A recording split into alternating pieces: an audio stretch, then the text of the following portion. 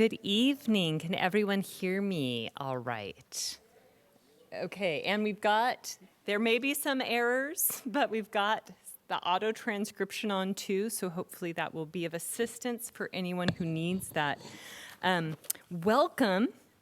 I was going to make a joke.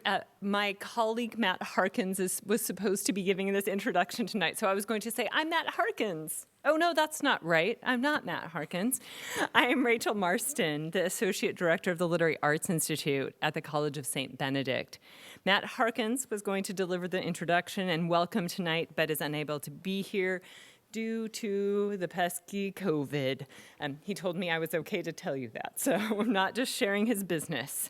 So it is my pleasure to welcome you here and to introduce our visiting author Kendra Allen. First, I want to acknowledge that both the College of St. Benedict and St. John's University occupy the original homelands of the Dakota and Anishinaabe peoples. We honor, respect, and acknowledge the indigenous peoples forcibly removed from this territory whose connection remains today. St. Benedict's Monastery and St. John's Abbey previously operated boarding schools for Native children.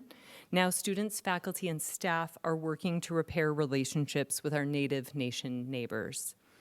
Before we begin, I would like to ask you to silence your cell phones. I would also like to note that Kendra's books are for sale in the back, as well as a beautiful broadside with an excerpt from her book, Fruit Punch, that was designed and letterpressed printed by Twin Cities-based artist Austin Ogden Nash.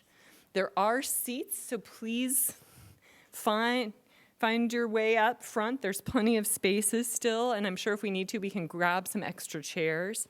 Also, there are cookies and beverages in the back, so you're welcome to help yourself. The reading will be followed by a conversation with the author, so have your questions ready. And then Kendra will be available to sign books after.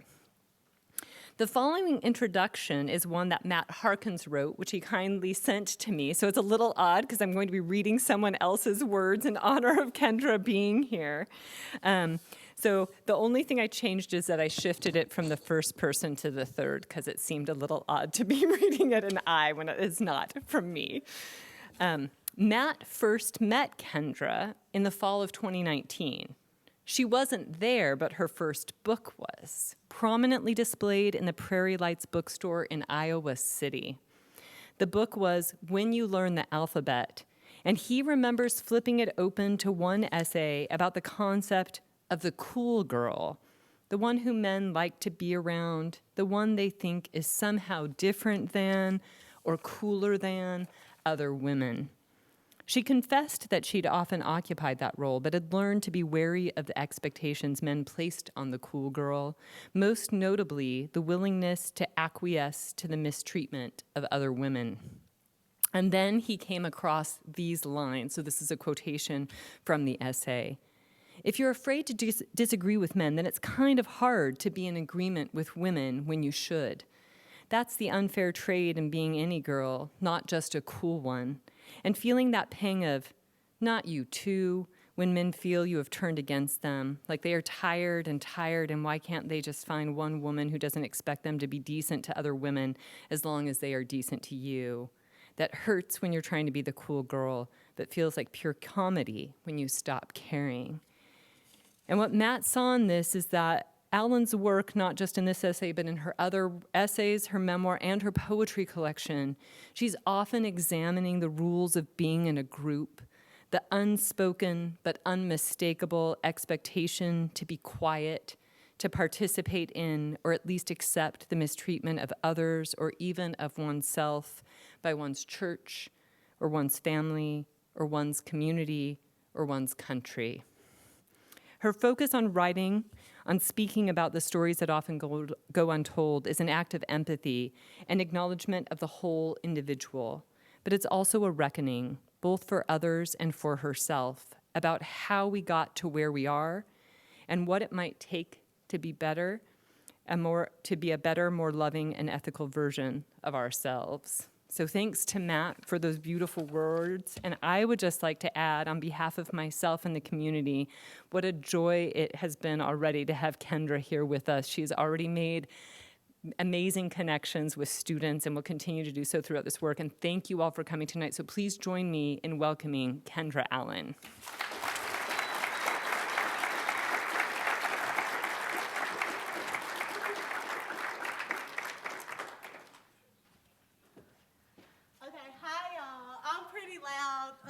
Normally, I'm from Texas, if I haven't met you yet, but if I have met you, I'm sure I've mentioned that I'm from Texas at least like 3 times.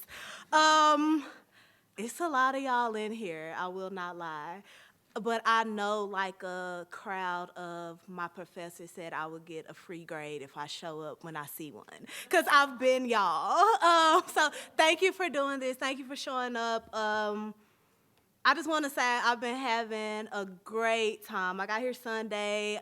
I've loved every student that I've talked to, every class that I've visited. I'm going to take this off because it's hot, but yeah. I'm very, thank you. I was going to throw it on the floor. Okay, so I'm Kendra, and I just want to say, like, I'm so humbled to be here. Like you don't even understand, I discovered that I wanted to write in a setting exactly like this, in a classroom exactly like the ones I've been in, and I found other writers who helped me find my voice. And so being here just brought me back to that space, and I've been surfing y'all library, which is very, very nice, by the way. I've been writing there, and just chilling. So I just want to say thank y'all for like being who you are, and thank you for having me. Okay, I'm supposed to read for 30 minutes, right? And I know how dire that is to sit and listen to somebody talk about themselves that long, but I promise I would try to can everybody hear me? Okay. I talk very fast, I'm sorry. I'm not sorry, me and Rachel talked about this. Stop saying sorry. But yes, I'm gonna read from a memoir that just came out a month ago, and it's a coming of age story, and I thought what a better way to talk about doing hood rat shit with my friends as a teenager than to read from like my memoir. So what I'm gonna read is, all you need to know is I'm gonna say I'm 14 no more than like 1,000 times. I'm so sorry. But it works in the end. I think it works. I'm gonna read that in the essay. It's called Heartbreak Hand-Me-Downs. And all you need to know about the characters are L.A. is my mama. So whenever I mention L.A., it's my mom. And Doll, D-O-L-L, that's my daddy. And Never is my cousin, okay? So everybody got the characters. I won't give you no more. I know that was a lot. Okay, I'm gonna set the timer.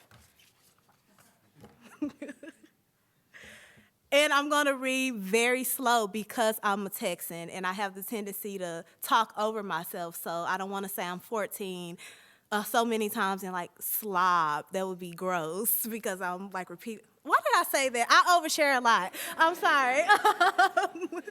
Okay, so this is called Heartbreak Hand-Me-Downs. Also, Heartbreak is the name of like my first fake boyfriend in middle school. This is about being in middle school. Y'all, anybody over, well, I know like adults, but like students over 21 in here, like raise your hand. Okay, I'm sorry, you gotta remember that. But like, if you're 18, 19, you understand. Okay, I said all that. I talk a lot. Okay, Heartbreak Hand-Me-Downs. I'm 14, and heartbreak never walks to school with us more than we walk from school together. I'm 14, and the long, winding, raggedy cement road on the other side of traffic that we ease on down leads to Maynard H. Jackson. I'm 14, and it's encapsulated the last 5 years of our lives. Switching from elementary into middle school and houses every one of our best days.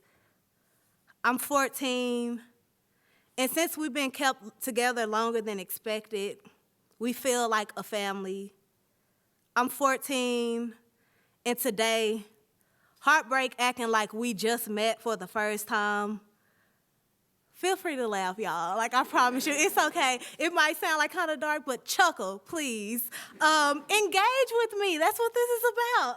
Okay, I'm 14, and all of a sudden, the pattern we spent years mapping out needs to be guided. I'm 14, and we pass through the lot and past the Good Luck, where we buy our after-school link sandwiches and milkshakes. I'm 14. And heartbreak looks both ways before screaming at us to go. I'm 14, and we don't care if cars are coming or not. We break free from one another and haul ass across the double-sided street. I'm 14, and horns honk as we run crookedly across. I'm 14, and nobody is afraid of dying. I'm 14, and we learning what it means to be front row and frantic in a secondary state of fearlessness and fragility. I'm 14, and heartbreak be giving cars the finger because it's nothing weighing him down in this moment. Not a backpack or a pencil in sight. It should have been a sign, because how are you at school with, like, no supplies, but whatever. Not a backpack or a pencil in sight, but his knuckles are always bruised. I'm 14, and we race, but I'm last because running. I'm 14, and these are our last days together. I'm 14, and it's kind of perfect, the end, but don't nobody want to admit that yet. I'm 14, and heartbreak on me more than usual. Not literally, but in a complimentary way. I'm 14, and we don't be holding hands or nothing like that, but he be holding on to me. I'm 14, and find it weird since I didn't even answer the phone for him last night. I'm 14, and we words. I'm sorry, I drank wine before I got here. I'm 14, and we walk in the middle of roads because they're ours. I dance in streets. I hesitate. I run. I'm 14, and a woman dropping off her kids yells out of her window, "Get your applehead ass out the street." And my friends die laughing. I'm 14, and I think these types of happenings are the reason heartbreak think he loved me for the moment. I'm 14, and heartbreak pulls me back by my arm so I won't get hurt. I'm 14, and he keep mistaking my impulsiveness for being honest or free. I don't know. I'm 14. I'm 14, and heartbreak don't know how reckless it can get because we 14. I'm 14, and heartbreak telling my friends something about love with my name in the middle enough words. Rewind. Reverse. Okay. I'm 14, and heartbreak telling my friends something about love with my name in the middle, loud enough for me to hear. Even though next year she'll tell me how he'll try to holler at her once I go to a different high school. I'm 14, and I roll my eyes out of the sockets and push his arm to alert him to hush. I'm 14, and love be kind of embarrassing, even if I feel it. I'm 14, and my friend is laughing because I lied and told her I never say it back, even if it took me a long time to do so. I'm 14, and he said it after 1 week, but he always been a liar. I'm 14, and that was almost 2 years ago. I'm 14, and he done said it so much he convinced himself that he actually do. I'm 14, and something feels very off. He being way too nice. When our kind of nice is, with your applehead ass, not know you look good today. I'm 14, when my friend stands directly in front of me and asks, have I seen Heartbreak's neck? I'm 14, and we all got gym 8th period. I'm 14, and she sits down in the empty desk right next to me. I'm 14, and I say, nah, because I haven't seen his neck. I'm 14, and Heartbreak playing floor hockey like he getting paid for it, swinging the stick with a power that's semi-funny, considering the effort of everybody else playing with him. I'm 14, and I know whatever he tries, he good at. Football, running, hiding, drawing, paying attention. I'm 14, and I see him see what's happening because he drops the hockey stick and approaches us or me. I don't know. I'm 14, and I immediately get the impression that everybody but me already know whatever it is my friend is referring to.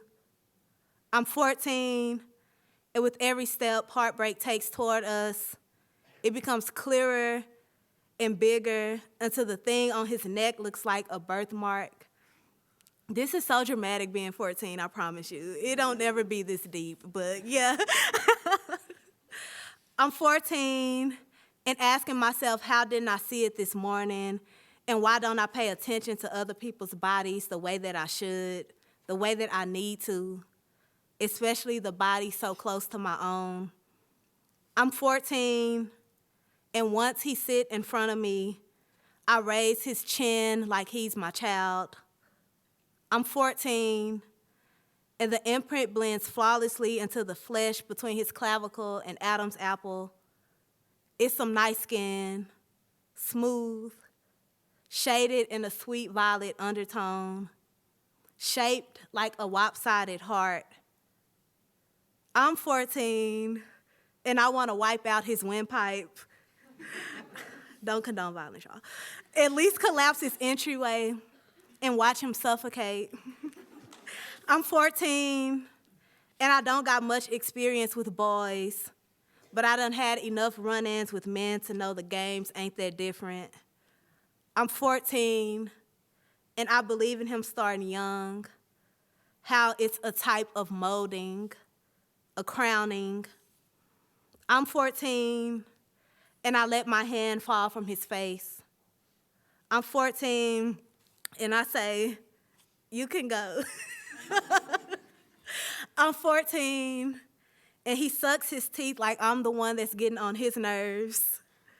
I'm 14, but he backs away.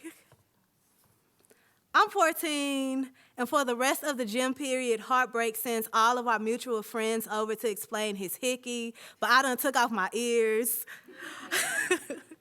I'm 14 when the bell rings and our coaches push us out the back door like roaches, and we start our journey back across the field. I'm 14, and as long as we've been around, the grass ain't never been alive. It'll never be nothing more than a shortcut we take to get to the street, to get back to good luck. I'm 14, and what always starts off as a mob of us usually disperses into our core group. I'm 14, and I ain't said nothing to nobody since seeing and somebody say plain and dry, she mad because you keep lying. That's how every 14-year-old sound in my mind, okay? She mad because you keep lying. I'm 14 and don't know why I'm mad at all. I'm 14 and he start pulling on my arm and mentions not lying. I'm 14 and touch makes me open my mouth more than whatever else I'm supposed to be processing at the moment. I'm 14 and I say, let me go, bro. And continue to walk away from the group. I'm 14 and I don't think any of them have ever seen me upset, so they don't know what to do.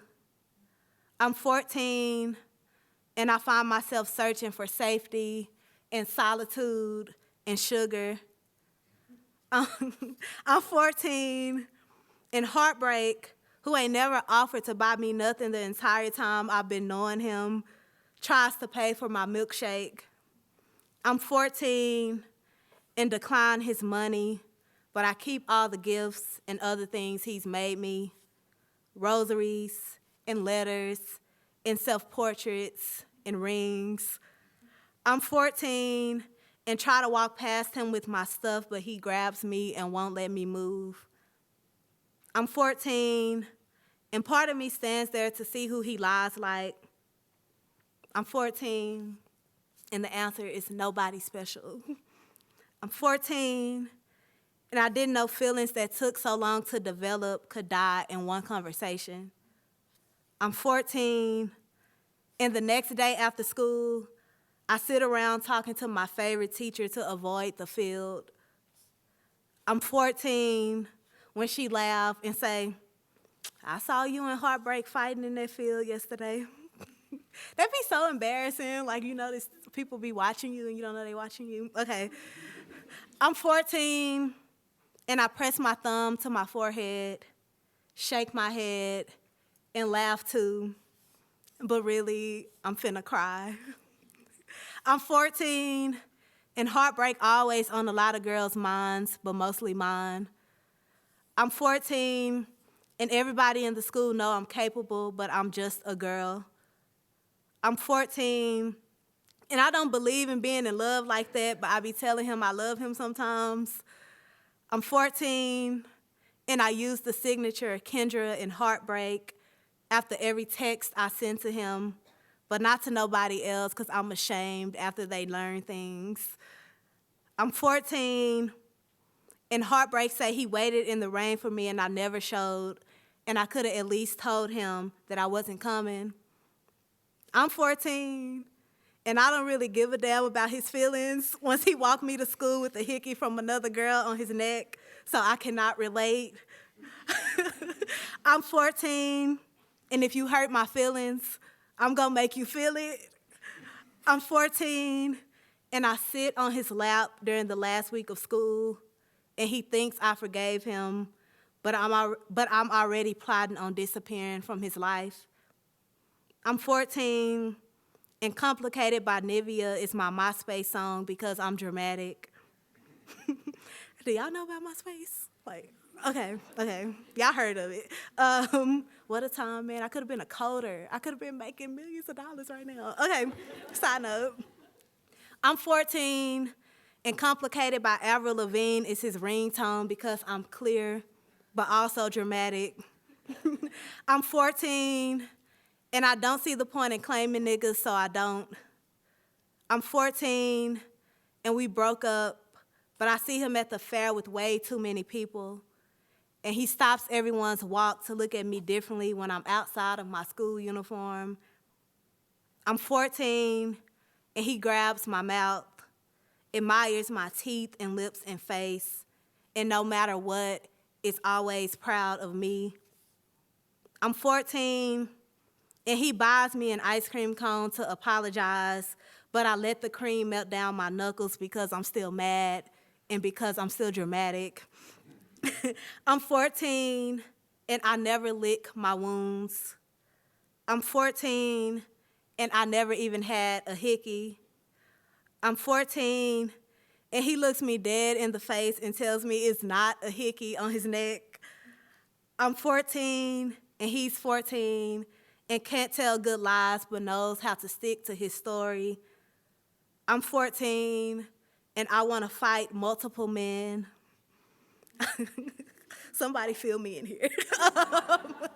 I'm 14, and heartbreak is ready to fight over me when another boy treats me better than he does. I'm 14, and grasps how everyone who says they love me always seems to swing first. I'm 14, and I'm already over this boy-girl shit. It's boring. I'm 14, and he touches my legs under the table of our 8th grade prom. This is so dramatic to be in 8th grade talking about this. Okay.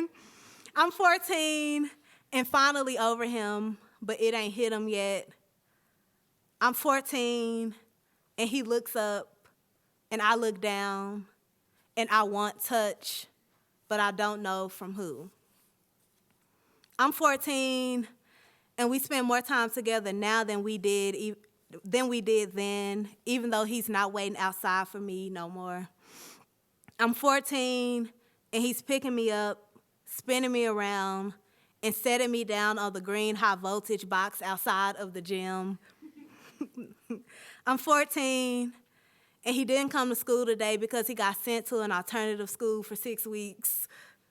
I'm 14, and he's showing up for the new girl who transferred to our school like 5 days ago. I'm 14, and they go together. I'm 14, and he got her the same way he got me. I'm 14, and we both wait on different people. I'm 14, and he stands over me, not as a declaration of possession, but to show off how excessive he can be. I'm 14, and he tells me, I always miss you while we wait on different things and different people. I'm 14, and remembering how LA told me heartbreak is the worst pain she's ever felt in her life. I'm 14, and me or LA don't even know I'm heartbroken. I'm 14, and sneaking to read his letter under a textbook during computer class. What y'all know about computer class? Like learning to type. Like, okay, that was a time. Okay, I'm 14, and he says I'm the one who keep breaking up with him. I'm 14, and he promises not to hurt me again. I'm 14, and low-key offended he got the audacity to think I would let him do it twice. I'm 14, and he says he hopes we still together before telling me we gonna always be together. I'm 14, and Mr. Hen and Miss Wen tell me rings and things is a move to get the panty draws, and I better not be giving heartbreak no nothing. Shout out to teachers, man. They save me from a lot. Okay. I'm 14, and my friends keep reassuring me I can have heartbreak whenever I want. And I ask them to please stop talking to me because that's not the compliment that they think it is. I'm 14, when the new girl makes space to tell the entire classroom that heartbreak already said he loves her and that they're forever. I'm 14, and this kid shit should feel more kid-friendly. I'm 14, and I'm not mad at her or him. I'm 14, and he hands me what I think is another letter as we pass through the halls to our next class period. I'm 14, and it's not a letter, but a picture that he drew of himself with my first name, accompanied by his last name, inside of a heart that I'll keep as a memory, but not for a sentiment. I'm 14 and tired of things that aren't for certain. I'm 14, and this back and forth shit is for the birds. I'm 14, and his new girl finally comes out the gym door and he hugs me bye right in front of her. I'm 14, and I learned my lessons the first time to this day. I'm 14, and I never see his penis, but I be hearing a lot about it. I'm 14, and I know I'm getting fucked, but not in the same way that she about to be. I'm 13. Oh, okay. Okay. I'm 13. Thank you for engaging. Okay. I'm 13, and all Christmas break, heartbreak keep asking me, will he be my first? I know, it's weird when you think about how young you are when that stuff happens. Okay. I'm 13, and Doll, which is my dad, snatches my phone right out of my hand and reads all the text of me lying and saying, yeah. I'm 13, and Doll don't speak to me until nighttime the next day. I'm 13, and Doll talks to me about boys being transactional instead of talking to me about who he is. I'm 13, and before I go to softball practice, I meet heartbreak behind one of the ISS portables. Anybody else had ISS like in middle school? Anybody was in ISS in middle school? Y'all lying. Okay. I was. I'm 13, and my cousin Candy's nickname for me is A-Cup. I'm 13, and I know affection, but I still need assistance with hand stuff.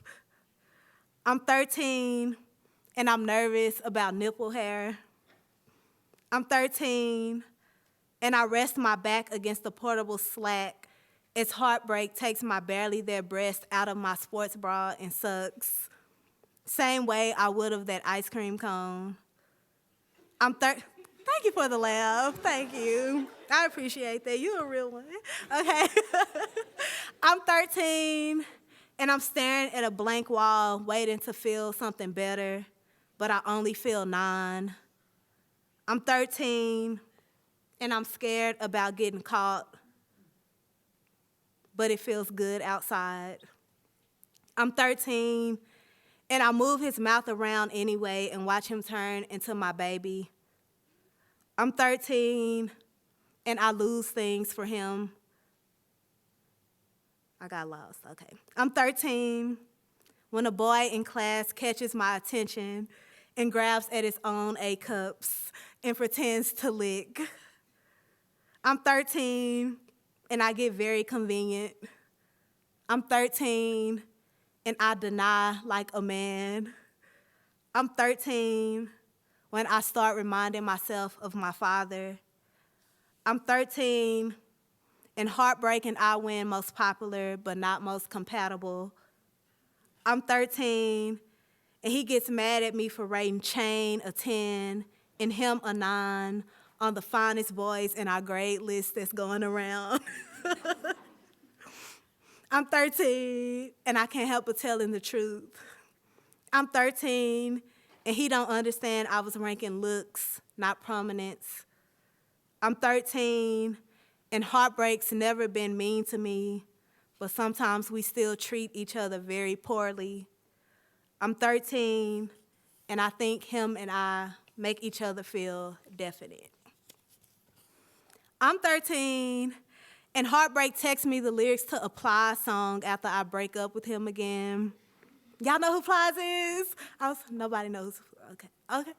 The black people are like, yes, okay. The lyrics to a Plies song after I break up with him again. I'm 13, and the text says, you can be stupid and give me away if you want to. Like I don't know he texted me the lyrics to a Plies song. I'm 13, and respond quickly to threats. I'm 13, and can feel Chain staring at me from across the gym floor during a basketball game.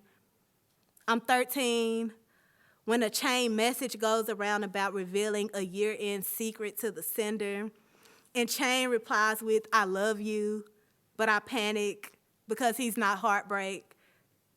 I'm 13, and Heartbreak asks, why would he ask me to put myself all over his MySpace page if I wasn't the only one he loved? This is so dumb, okay? I'm 13, when I say I ain't finna do all that and read all of his messages instead. I'm 13, when my algebra teacher separates me from Heartbreak's lips outside of his classroom after the 5th period. I'm 13, when I start reminding myself of my mother. I'm 13, and Heartbreak breaks up with me for the first and only time. I'm 13, and I'm avoiding him, and he's avoiding me. I'm 13, and keep trying to manifest him through my thoughts, hoping it'll make him text me. I'm 13, and sitting in church when he does. I'm 13, when I read the text, and my cousin asks, do I think that's my boyfriend or something, while laughing at whatever he's seen. I'm 13, and would rather die than let anyone know that I have feelings. I'm 13, and I say, do not worry about me and what I'm doing. Well, you need to be worried about yourself and your lineup. I'm 13, and in love with Heartbreak, but apprehensive about believing it because I already know the outcome of love. I'm 13, and he started acting like I'm the only girl in the world. I'm 13, and LA say she hope I don't think I got a boyfriend after he posts up in her car window and calls her his mother-in-law.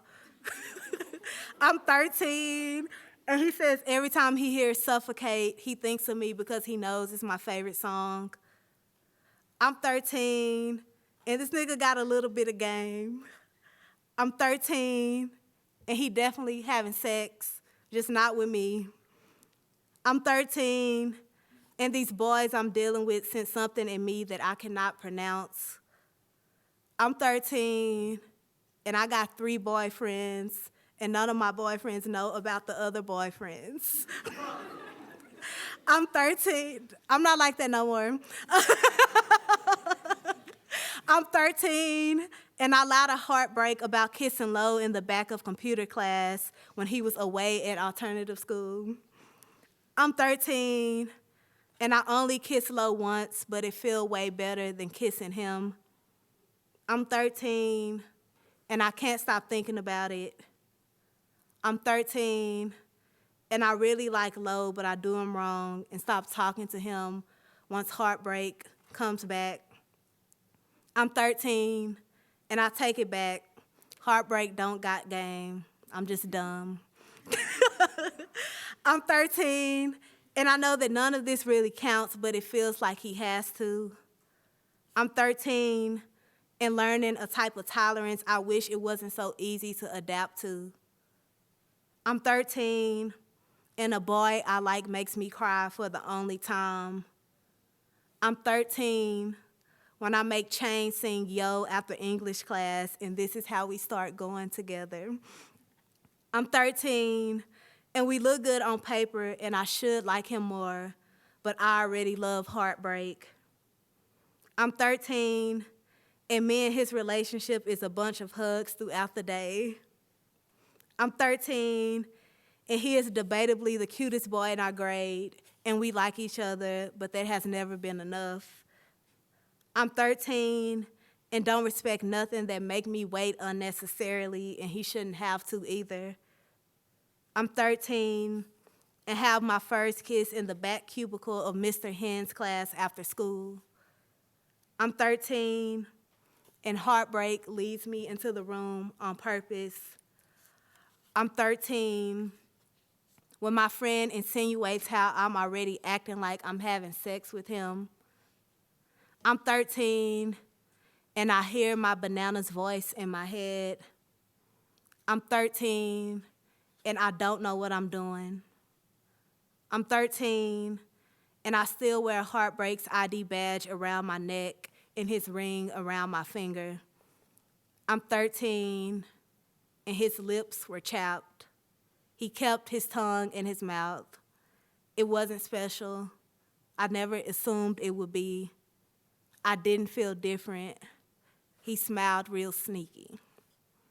I'm 12, and I know who Heartbreak is, but I don't know what he'll mean. I'm 12, and already taking my choices way too seriously to the point where I rarely even choose. I'm 12, and my first fake boyfriend is a black boy with red hair. I'm 12, and our entire class is surprised, not because they all liked him, but because I like him. I'm 12, and he's clearly a good, nice boy, almost too innocent. I'm 12, and I make him jump through hoops before I sit with him at lunch. I'm 12, and I feel 100 eyes on my back. I'm 12, and I already hate so many people in my business.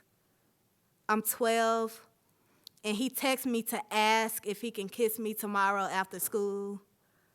I'm 12, and it just never happens because I don't want it to happen.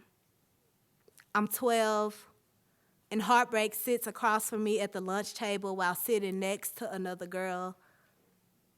I'm 12, and I'm not stupid. I'm 12, and they go together, but I don't care because I can't feel. I'm 12, and I know Heartbreak really likes me because I'm always catching him staring with the best eyes. I'm 12, and he tells a friend to tell me that he likes me. I'm 12, and I know heartbreak is a hothead with a nice face.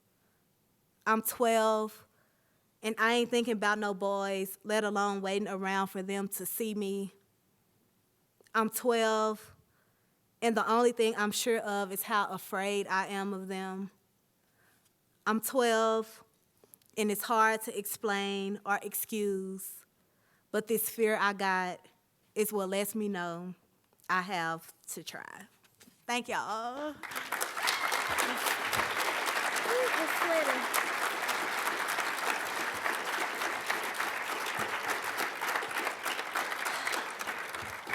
I'm sweating, so like I don't know what to tell you. I'm sweating. I open for questions. Yeah, so we're gonna open up the Q&A. Like I said, if I've been to your class, you can ask me anything. Yeah, and I'm glad y'all here. Thank you for listening to me. I know that was a long time to engage with somebody talking and to keep up with. So yeah, thank you. Oh, if you have a question, should they raise their hand or? Okay, just raise your hand or stand or whatever. Whatever makes you comfortable. I'll get us started. Yes. Can you take someone to break the ice? Okay. So one of the things in that particular essay or section of the book, right, is you've got the reiteration of I'm 14, and then it goes in reverse chronological order. So I was wondering if you could talk about your choice to structure in that way. Like, did it just happen in the writing? Was that something that you were really thinking about deliberately as you went through? And knowing that, because it comes a little later in the memoir too, like you're really playing around with time and age quite a bit. Yes. Yeah. I did it backwards because it's kind of like how my memory works. And with writing a memoir, I kind of learned that memory is not reliable sometimes, and like it works in different ways. And so me rooting it in a specific age of 14, because that's the ending, right? Like I'm thinking of like the ending always seems most potent and like most prominent. Like you remember the end. And so like me starting there at the end of like middle school ending, I've been with these people my entire school life, like my entire school life, and like we've transitioned from very young kids to like teenagers who are learning about like touch and like all these things that you learn in middle school, all your firsts that you have in middle school. And I knew I wanted to go from 14 to 12 because it helps hold me accountable, where like I can have those sentences of, because it's not even about the age. So, like, some of those lines are from when I was 14, and some of them are when I was 24, but it's still true because that's how memory works. Time and memory is weird for me. So if you ask me what I was doing then, I would say, oh, yeah, I was like 12. Everything in my head happens when I was 12. Like, I got my driver's license. 12 or 9, it's like I got my driver's license. I got my first tattoo. I learned the word no at 12. Like, everything is 12 to me because when you, I don't mean to get dark, but, like, when you write about, like, traumatic events, not that was, like, traumatic, it was nothing really, but like when you think about trauma, it distorts your sense of time and memory. And this is like one of the only essays in this book where age is very concrete, like it's continuous and concrete. Every other time I mention age, it's like, oh, I was 7 or 17, and I don't even think it's about the age, but I think like writing about something like a first heartbreak or like your first kiss or something like that, we have markers of time through age, and I knew I wanted to, like, revert it. Not just for that essay, but, like, the entire structure of the book because it goes through different ages. So I started at 14, and maybe the essay before it was, like, 17. Nothing in this book goes past the age of 17 or 18. It's a childhood memoir. And, like, when I get to 12, I'm able to access, like, a memory a different way, if that makes sense. Yeah. Thank you for that question. Yes. So when it comes to writing a memoir versus writing poetry, I know we're taking your 311 class right now, so you're writing nonfiction. Mm-hmm. like being, like in a way, brutally honest with yourself when you're writing and reflecting.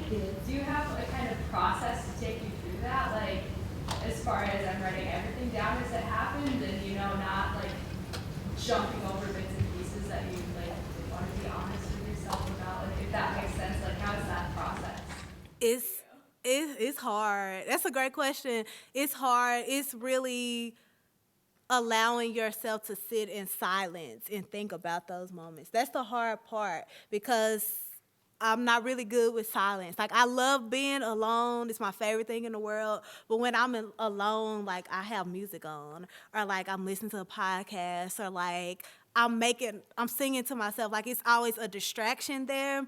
And I think through the process of writing this, I literally had to like sit in that deafening silence and kind of feel my feelings, which is something that I've never done in my childhood. It was literally the opposite of like suppressing everything that I felt because I didn't want to make an adult feel bad about my feelings, which is crazy. But yes, it was a lot of that. That was the process, and it was a lot of doubting myself, if I'm being honest.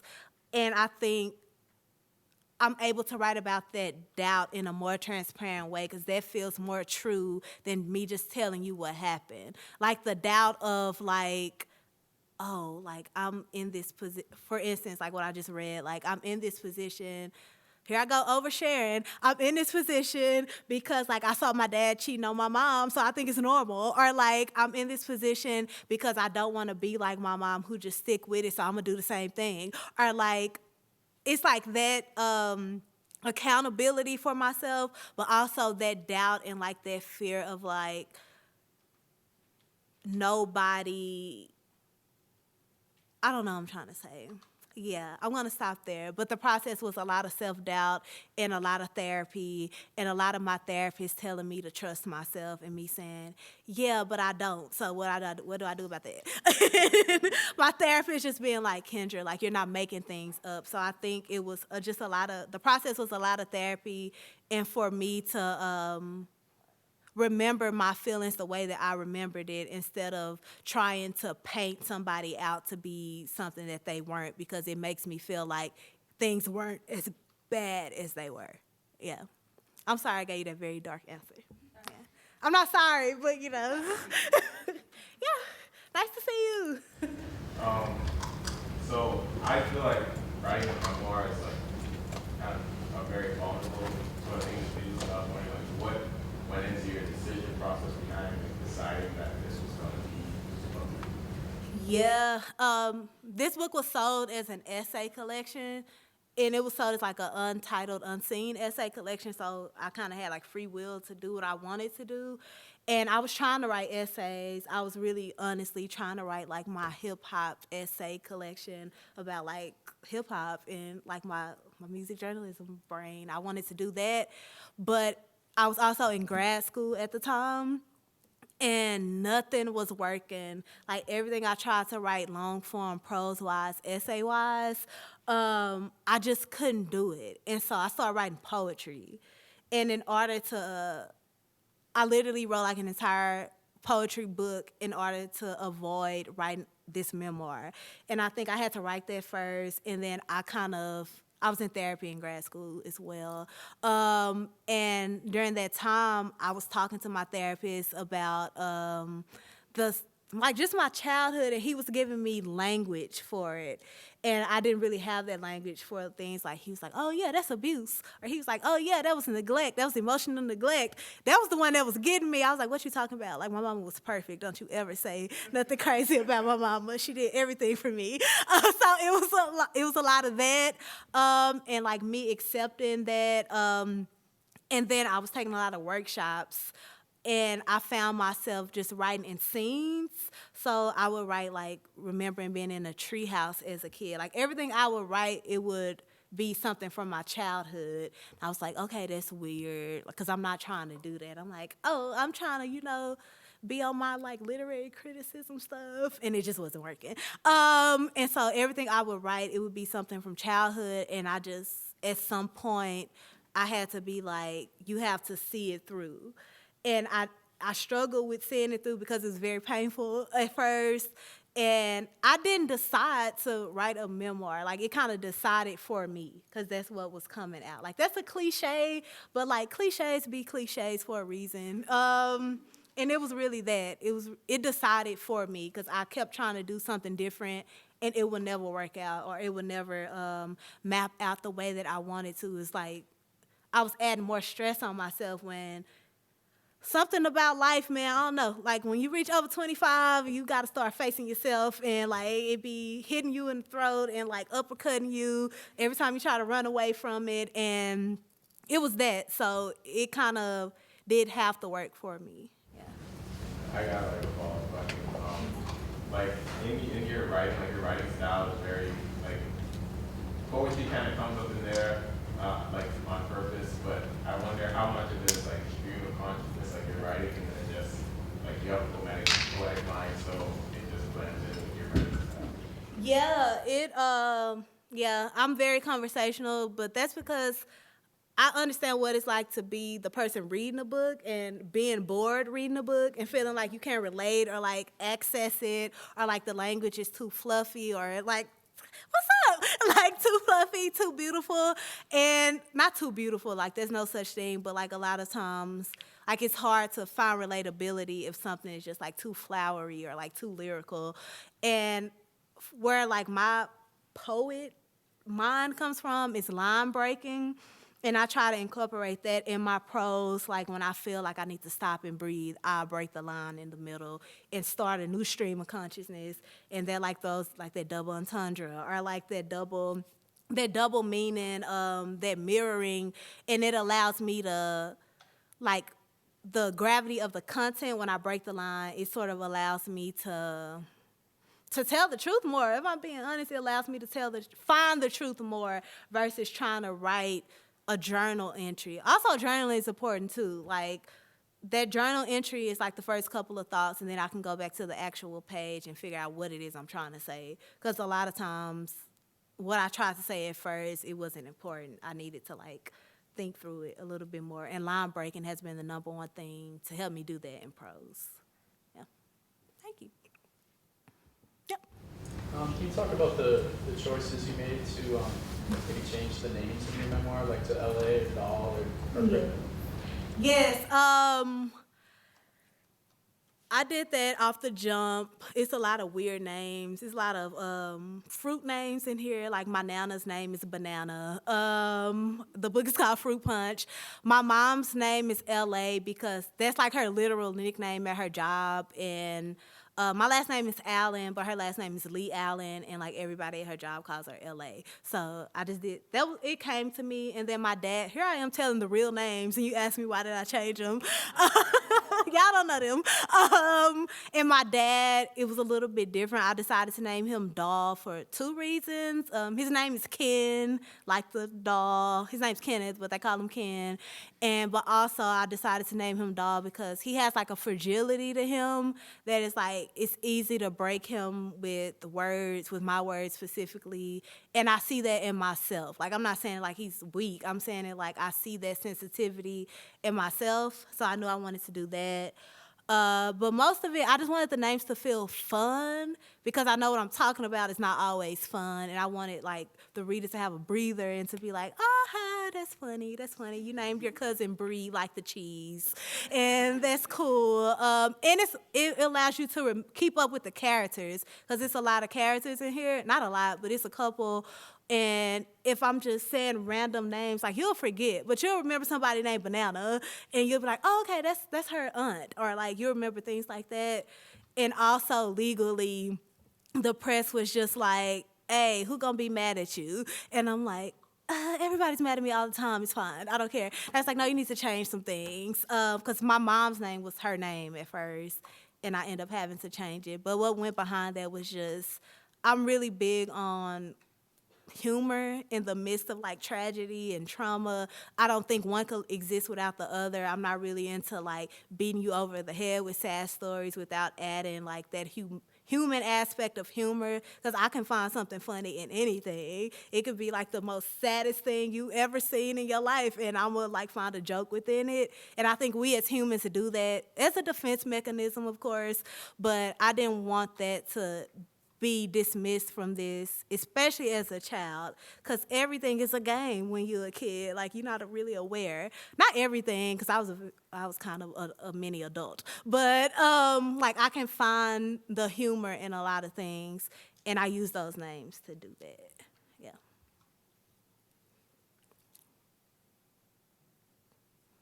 Hi. How difficult was it for you to start your career as a writer? How difficult? Oh, okay. It wasn't difficult to start because I didn't give myself like a plan B. Like, to be honest, like I always been very like tunnel visioned when I like anything. Like, that could be sports, that could be dancing, that could be anything. Like, I've always been tunnel visioned. I think what was difficult was me accepting like the genre that I lean towards, which is writing about myself. So that was difficult, and it was difficult to find an avenue to where it could be possible career-wise. That was the most difficult part. Like, I knew I could write. I knew, like, I can submit to lit mags. I knew I could do all this stuff. But I didn't know, like, if it was a career path. So that was very hard, and it was just a lot of rejection, a lot of no's, a lot of people telling you like they don't get your voice, a lot of people telling you they don't get what you're trying to say. It's just a lot of rejection. So that was difficult at first, then it got easier because like you could tell me no now and I'm like, bet, I'm gonna go to the next thing. Like, it's hard. But I think the most difficult thing about finding myself as a writer was understanding, to be honest, understanding my childhood. Like, this is my third book, and I was telling Rachel the other day, I was like, I could have skipped them first two books, and everything's in here.